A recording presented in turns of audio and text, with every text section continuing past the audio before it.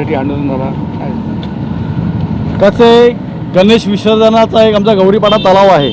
ह्या तलावाकडं जो जाणारा रस्ता खड्ड्यात रस्ता की रस्त्यात खड्डा हेच काही कळत नव्हतं.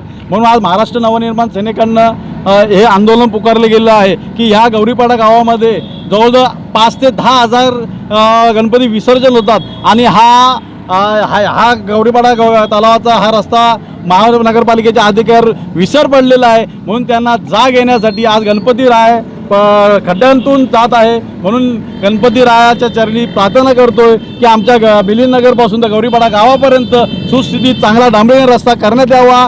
जय हिंद, जय महाराष्ट्र. प्रतिष्ठापनेच्या वेळी बाळ गोपाळ तुमच्या घरात बरोबर पूजा अर्चा केलेली असा, पण या पूजा अर्चा करताना बाळ गोपाळांना भरपूर प्रॉब्लेम आलेले असत.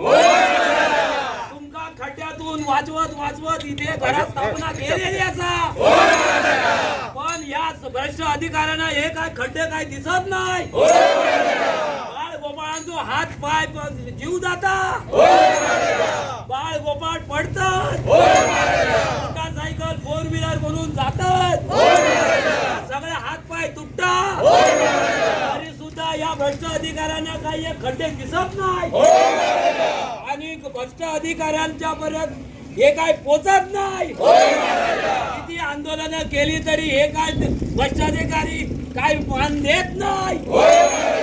इथले नगरसेवक जिल्हाध्यक्ष मुल्लाजी भोयर साहेब हे सतत आंदोलन करत असतात, मानेवर पाय दिल्याशिवाय हे काय काम करत नाही. असे अधिकारी गेंड्याच्या कातडीचे असतात. गणपती महाराजा तुम्हाला काय कारण घालतोय.